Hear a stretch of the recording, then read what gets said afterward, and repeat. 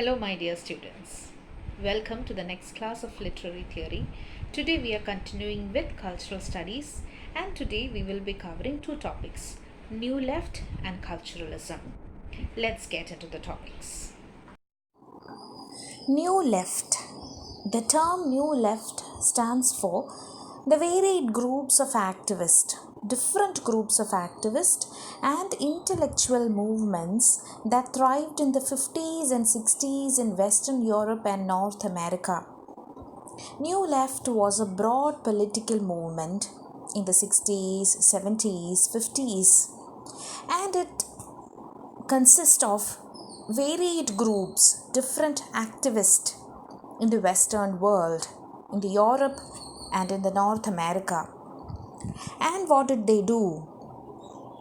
They campaigned for a broad range of social issues, civil rights, political rights, feminism, gay rights, abortion rights, gender roles. The term New Left is applied to very vast group of people, organizations and shattered groups and communities, and they were radical in nature or they were liberal in their nature. Liberal in nature, that means that which promotes individual rights also, and it promotes civil liberties, democracy, broad mindedness, open mindedness. And the liberal attitude supports the progress of the society and it promotes the social welfare. Often, the term is used to include the radically left student movements in several countries like the USA and France. And the term is often regarded as synonymous with the student groups of the 1960s. And in 1968, there were mass protests against the oppression in the society. Some of the common areas are the anti-war stance of the radical groups, and also they opposed nuclear weapons. You have to keep in mind the time period of the 60s. It was the time it was after two world wars. The world has already witnessed the nuclear bombings, and Cuban Revolution was at that time, civil rights movement was at that time, Vietnam War was at that time.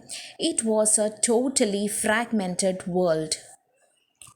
They also focused on the cultural and political transformation. The relation of the new left to the traditional left is not clear or it's obscure, but it can also be seen as the extension of the earlier Marxist focus on class struggle. But they included different oppressions, they included race and gender, and they also rejected traditional forms of political organization. Some of the common areas are the anti-war stance and the opposition to nuclear weapons. They raised a broad range of social issues. What are the social issues New Left focused on? Civil and political rights, feminism, gay rights, abortion rights, drug policy reforms. They looked forward for a division within Marxism, varied new ideas they brought into. They included the whole societal transformation. They looked into the class, the ideology, the culture. The Marxist actually did not go into deep into culture, but New Left has gone deep into the culture of the society. Some see the New Left as an oppositional reaction to earlier Marxist and labor union movements for social justice, but some others see it as a continuation of the traditional Marxism. New Left as an oppositional reaction to traditional Marxist movement which focused on dialectical materialism. Some say it like this. Dialectical materialism, we know that it maintains the material basis of reality. Matter constitutes the reality. And some others see New Left as a continuation of the traditional Marxism.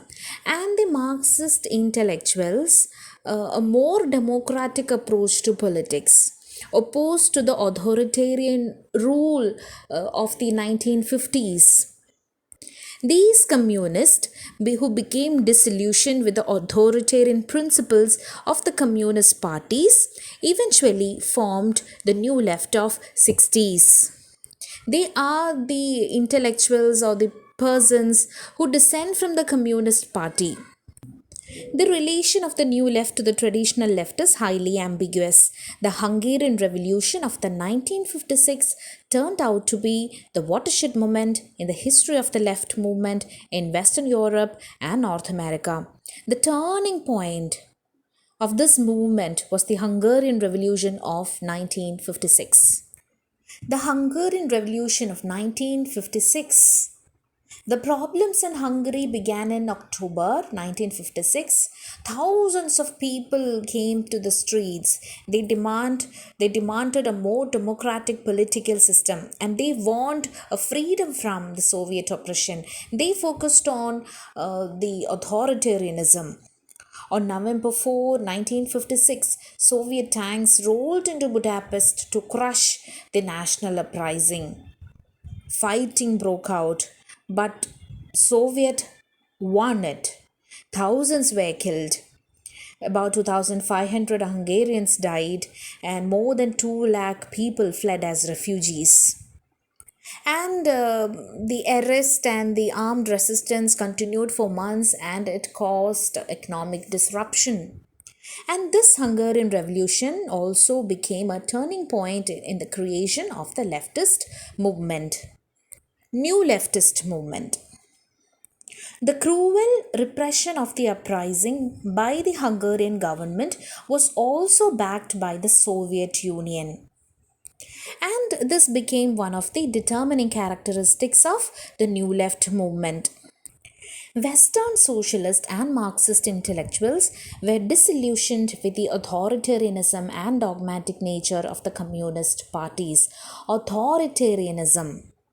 It is the highly centralized government power and power maintained by the political repression. And they just excluded or they just denied the challengers, they denied the opposition. An authoritarian government is that there is only one party in the state, and it is also marked by the indefinite political tenure. They also rejected the multiple parties, and they just focused on the central power. And they wanted to maintain this authoritarianism in the country. And the Marxist intellectuals were disillusioned with this type of power. The communist countries used authoritarian governments because it requires the absolute obedience to authority figures, and people are ought to obey these authority figures, and they just denied the oppositions, they just rejected the political plurality. And in that country there is no private ownership or political freedom. Several countries like Soviet Union, China have been described as authoritarian socialist states. The horrors of Stalinism was another reason for the rise of a new left that stood for liberal democratic ideals. Joseph Stalin, who was the ruler in the Soviet Communist Party from 1929 to his death in 1953, he's associated with the regime of terror and totalitarianism. The ideology and policies adopted by Joseph Stalin was based on totalitarianism. Power became more and more centralized in Stalin. Others need to just obey this dictator. And he also launched a bloody purge of all those he regarded as dangerous to the Soviet state. Purge is that in the trials, the people were executed or imprisoned. Many people were sent to the forced labor camps. And people were forced to work in under harsh conditions. And it was also the time of collectivization of Stalin. And under it, the people, the farmers were forced to give up their individual farms and they had to join large collective farms. Herbert Marcuse, who is generally designated as the father of New Left, has famously remarked that the material issues related to the class struggle have been resolved. He rejected the theory of class struggle and he argued that all questions of material existence have been solved. Moral commands and prohibitions are no longer relevant. Class struggle, say, in the communist government, the Soviet government, private ownership was denied. No. So the class struggle, everybody suffered under the totalitarian authoritarian rule. So the class struggle have been resolved. All questions of material existence have been resolved. And the remaining problems pertain to realms other than material one and need new approaches. And he said that he regarded the realization of man's erotic nature as the true liberation of humanity. Erotic nature or eros, and some say it is of love also, that can actually liberate the humanity. He strongly criticized consumerism and industrial society. He said that it is also a form of social control. In the work One Dimensional Man, Herbert Marcuse argued that industrial capitalism created a totalitarian society. Advanced industrial capitalism created totalitarian society. And people are manipulated through consumerism. And the New Left actually initiated several radical changes in racial minorities in the Third World movements of national liberation. The numerous theoretical and ideological differences within the communist parties all over the world also caused influxes into New Left movements. New left movements were formed in Asian and African countries also. These were fundamentally different from that of Europe and America, inasmuch that their political opponents were foreign rulers, dictators, or puppet and crony capitalist governments. New left in other parts of countries in East was really different because their political opponents were foreign rulers or colonialism. They were suffered with colonialism and their radical thinking was different from that of the West. In the United States, the New Left grew out of student socialist activism and it was inspired by the African American civil rights movement also. The New Left movements, they avoided traditional forms of political organization and they favored mass protest, direct action and civil disobedience. And the New Left activism was reached high point in the year of 1968. It is a form of radical protest and it swept across the globe in different forms. East it was different and in West it was different. The current of the New Left first arose in Europe in response to the perceived moral discredit of Soviet communism following Soviet leader Nikita Khrushchev's secret speech in February 1956. And the speech revealed the extent of political repression under Stalin's leadership. French and British groups adopted this label of New Left, different from orthodox Marxism. They opposed nuclear weapons, opposed Cold War, and they also were the salient other features were anti-colonialism and the problems of the Third World. There is a prominent argument that the New Left is a logical and organic sequel to classical Marxism. Some say that. This stance is supported by the fact that several schools of New Left, especially Western European, while distancing themselves from Orthodox communism, they accepted original principles of Marx for their reading of society and capitalist system. They took principles of Karl Marx. That is why certain principles of Karl Marx, that is why it is said it is an extension of the Marxism. They departed from the Marxist orthodoxy, and they talked about the new conditions of consumer capitalism. The political reviews of the New Left is complex and diverse, but many political theorists define a third path for the New Leftists, that is between orthodox communism and social democracy. The British theorists, including Stuart Hall, Raymond Williams, they conceived culture is very much important. They argued that the culture is constructed rather than simply reflective of social and economic processes. And these theorists published pioneering studies of the role of advertising, television, mass media, the youth, the other subcultures to challenge and subvert the ideology of the society, the dominant ideology of the society. Cultural studies developed within the New Left, and it drew new theoretical developments in structuralism and also in post structuralism. And a journal associated with the New Left, that is New Left Review. It is a British journal, and it founded in 1960, which spoke about the wide range of theories or concepts of New Left. And this also gave the New Left its distinctive character. The theoretical influences on the New Left are as diverse as their entities. In many countries in the United States, it was primarily an activist force. But in France, in West Germany, and in Britain, the theoretical production was also an important concern. They gave out theories also.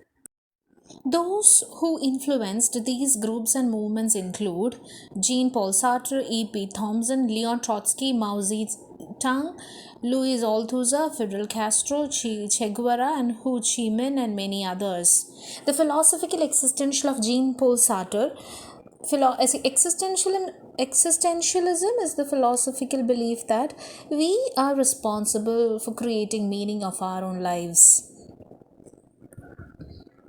The meaning is not given to us by the religion. We are responsible. Human beings are responsible. So the philosophy of Jean-Paul Sartre influenced New Left. Also, Third Worldism of Frantz Fanon influenced the New Left. Third world countries, third world countries had the colonial past, certain African, Asian, and Latin American countries. Those were the countries who did not want to take sides between to United States or to nor Soviet Union.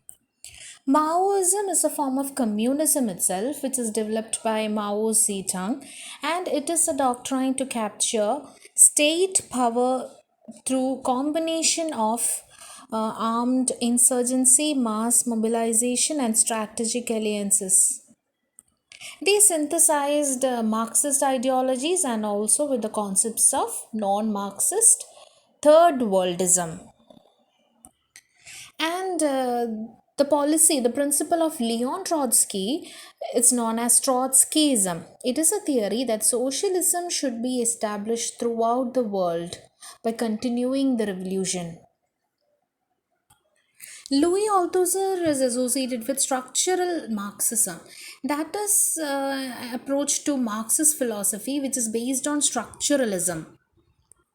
Several new leftist movements later metamorphosed into political parties, became different political parties. The new left had its impact in the field of culture and arts also. Cultural studies received new propulsion as a result of new inquiries and research were initiated in all areas connected to the lives of the marginalized and the minorities. Themes and concerns of literature and arts were largely reoriented to include the burning issues like inequality, deprivation, and dehumanization. New left movement waned all over the world within 3 decades of its meteoric rise. New left had their impact in the field of culture studies also. Culture studies received new propulsion. Remember, Raymond Williams is a new left critique, and who emphasized that, or who said that culture is ordinary, culture is the whole way of life. These theories are influenced by the different radical approaches of New Left. So that's it about New Left, and now we are moving towards Culturalism. Culturalism sees culture as the determining factor or the organizing force in the life of individuals, also in the society. Culture plays a major role. Culture as an organizing force in human affairs. Culturalism posits that cultures are diverse but internally homogeneous. It put forwards that cultures are diverse but internally they are same. That means cultures have a similar kind of nature. It holds the view that cultures shape the worldview of individual. Culture around the person shapes the worldview of individual. So he is unable to understand other cultures. See, we perceive the world in our own terms. No, we perceive the world in terms of our own culture.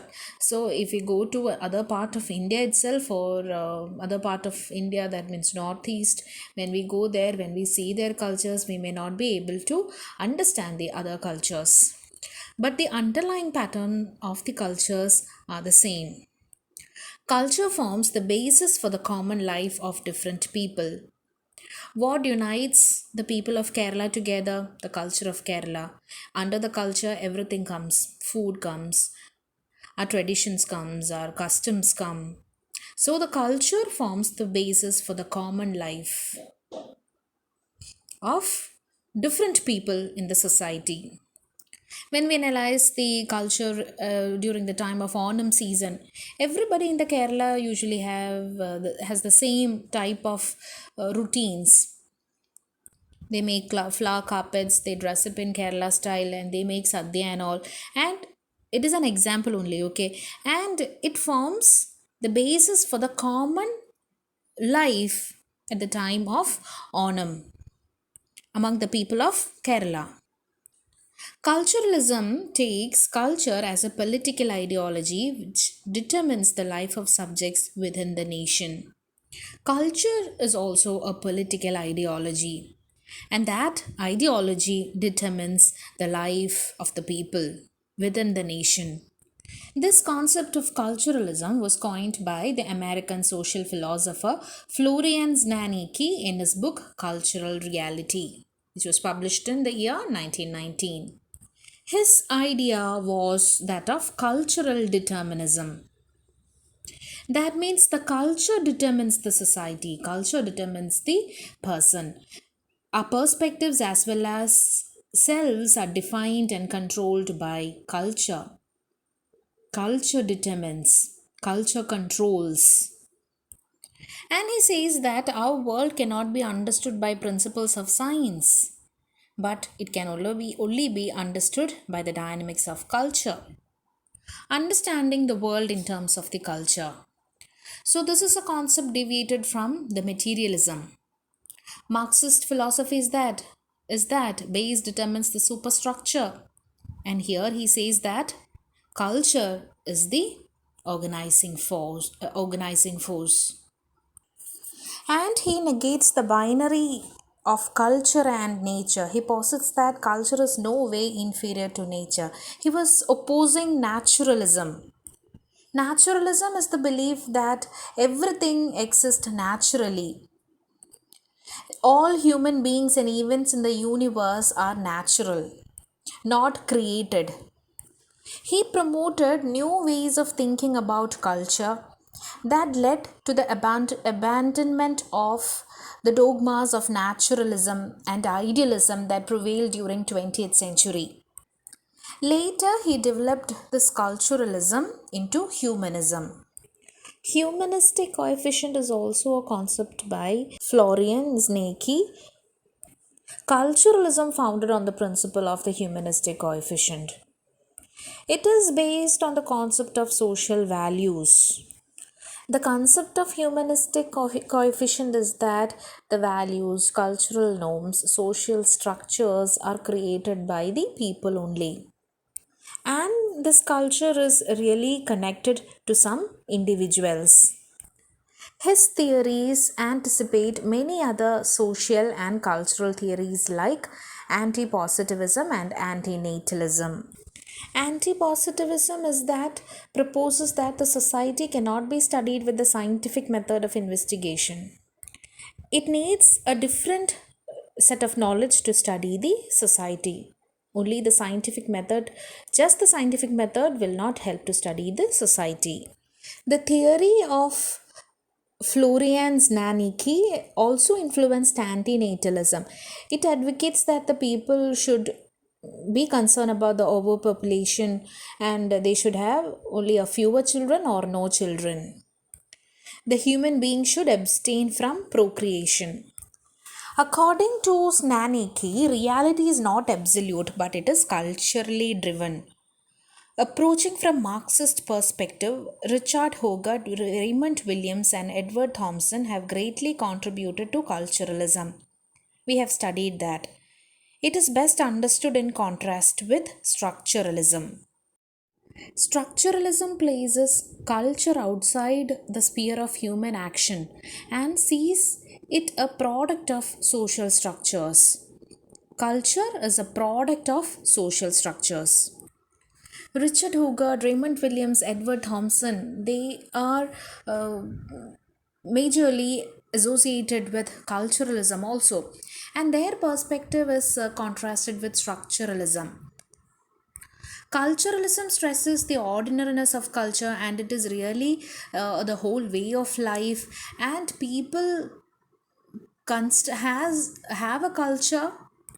Culturalism stresses the ordinariness of culture. Culture is ordinary, and it stresses the creative capacity of people to construct meaningful practices, which is associated with culture. But structuralism, it places culture outside the sphere of human action. Human beings create cultural meanings. That is associated with culturalism. And the culturalism focuses on the lived experience, and it describes it as the everyday lived process, and it is not just confined to the high culture. We have studied that they just blurs the distinction between high culture and low culture. Raymond Williams. Raymond Williams and E.P. Thompson, it is a form of historical cultural materialism. The culture is to be explored within the context of the material conditions of production. In the structuralist point of view, culture emerges from the social as a product of social structures, the materialistic structures, the patterns, societal patterns. But as per Raymond Williams and E.P. Thompson, it is the active interaction of the people in the society. The people interact in the society in a specified form and a culture is evolved. If we just analyze the Hindu culture or the Christian culture or the Islamic culture, we can easily identify it. The culture is the result of creative interaction of people. One religion, religious people follow a set of practices. Their culture is different from the culture of other religious people. And I gave you example of Malabar food culture that is really different from the food culture of Central Kerala. And next, Hogarth and Williams maintained that culture is ordinary. Culturalism recognizes the capacity of common people to construct culture. Culture to Williams is not limited to high art. We have studied that. Culturalism explores the way that active human beings create cultural meanings. People create cultural meanings. People create culture, and the meanings are derived from it. And the focus is on the lived experience of the people on a material plane. We are talking about Raymond Williams now, and he focuses on the lived experience of the people, the reality of the people in connection with the life, the material reality and the people's life. that constitutes the culture.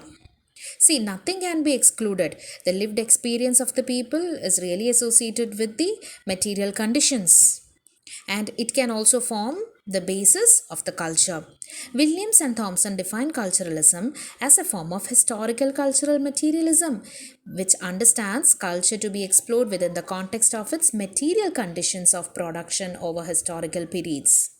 The material condition or the material things in the society has a major role in the production of the culture also. It is closely associated. For example, our life, our material things in our life, the mobiles, laptops, all other material things have a deep impact on the culture of today. The mobile culture, the internet culture, the WhatsApp culture, the culture to be explored within the context of the material conditions within over historical periods. In short, culturalism envisaged by Williams and Thompson examines the place of culture in class power in its endeavor to seek and discover voice of the subordinate class. I told you, they Williams just ignored the difference between high culture and low culture, and he promoted and he said that culture is the whole way of life. There is nothing like high culture and low culture. Culture is ordinary, and he tried to give voice to the subordinated people.